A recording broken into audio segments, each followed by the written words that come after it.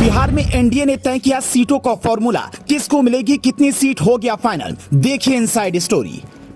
Action mode में आ चुकी है बीजेपी की चुनावी इकाई। 2024 की तैयारी नहीं, शुरू हो गया काम। विपक्ष कर रहा मीटिंग्स। मांझी को मिलेगी 1 सीट, वीआईपी को विधानसभा का लॉलीपॉप, चिराग पासवान को भी 3 सीटें देकर मनाने का प्लान। 2024 लोकसभा चुनावी संग्राम के लिए राजनीतिक पार्टियां अभी से ही रणनीति तैयार करने में जुटी हैं। राजनीतिक हथियारों को धार दिया जा रहा है। इस राजनीतिक युद्ध का केंद्र हैं पीएम नरेंद्र मोदी। इस राजनीतिक युद्ध में अधिकतर 2 तरह के ही खिलाड़ी गुट हैं, या तो कोई पार्टी पीएम के साथ है या खिलाफ में। अब चूंकि युद्ध के केंद्र में पीएम मोदी हैं, तो बीजेपी की तैयारी भी चौकस है। विपक्षी पार्टियां इस बात से वाकिफ हैं कि बीजेपी 24 घंटे 7 दिन इलेक्शन मोड वाली पार्टी है। बीजेपी के पास ऐसा राजनीतिक सिस्टम है जो किसी मशीन की तरह ऑटोमेटिक चलता ही रहता है, और इसी सिस्टम ने बिहार में जो एनडीए की रूपरेखा तय की है वो विपक्ष के लिए चिंताजनक है।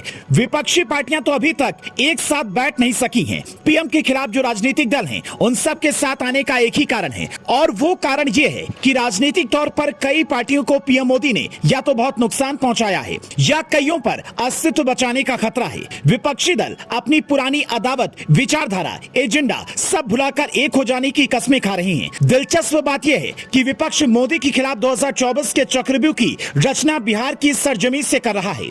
बिहार के बारे में कहा जाता है कि राजनीतिक तौर पर बिहार जो आज सोचता है, भविष्य में दिल्ली को उस दिशा में चलना पड़ता है। 23 जून को पटना में विपक्षी पार्टियों की बड़ी बैठक है। उस बैठक से पहले सीएम नीतीश कुमार ने यह बोलकर अपने कार्यकर्ताओं को चौंका दिया, लोकसभा चुनाव समय से पहले भी हो सकते हैं। यह बयान नीतीश कुमार ने बस इसलिए दिया ताकि जमीन पर उनका सोया कार्यकर्ता जाग जाए। नीतीश कुमार ने यह बयान ऐसे ही नहीं दे दिया। वो सालों तक वाजपेयी के जमाने से बीजेपी का हिस्सा रहे हैं। वो जानते हैं मोदी और शाह वाली बीजेपी इलेक्शन मशीनरी किस स्पीड और स्केल पर खेल करती है। बीजेपी को वो स्पीड और स्केल से नीतीश कुमार चिंतित हैं, और उनको यह बयान देना पड़ा।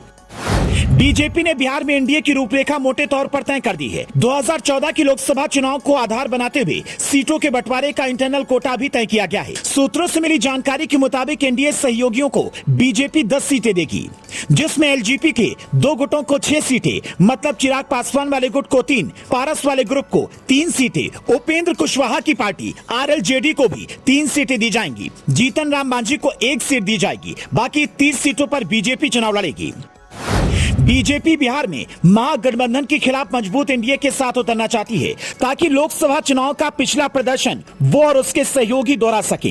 बीजेपी तय फॉर्मूले के आधार पर ही सहयोगियों के साथ बातचीत करेगी। आगे नेगोशिएशन की भी गुंजाइश रहेगी। वीआईपी पार्टी के मुकेश सहनी को फिलहाल विधानसभा चुनाव और विधान परिषद चुनाव तक इंतजार करने के लिए कहा जा सकता है, लेकिन अगर वो नहीं माने तो भाजपा अपनी कोटी की 1 सीट उन्हें देगी, यानी फिर भाजपा 29 सीटों पर लड़ेगी। समझिए बीजेपी के इस 24 घंटे 7 दिन वाली इलेक्शन मशीन की स्पीड कितनी तेज है। विरोधी अभी बातचीत में लगे हैं, और दूसरी तरफ बीजेपी का खेमा सब तय करते हुए आगे की रणनीति में जुट गया है। बीजेपी ने बिहार को लेकर ही सबसे पहले सीटों का फॉर्मूला तैयार किया है, क्योंकि दिल्ली की राजनीतिक हवा किस तरफ होगी, इस बार बिहार से ही बहुत कुछ तय होना है। मोदी और शाह की बीजेपी को सबसे तगड़े सम्मिलित विपक्ष का सामना भी बिहार से ही करना है। बीजेपी अगर बिहार में उस सम्मिलित विपक्ष के चक्रव्यूह को तोड़ देती है, तो पीएम मोदी को तीसरी बार प्रधानमंत्री पद की शपथ लेने से कोई और ताकत नहीं रोक पाएगी।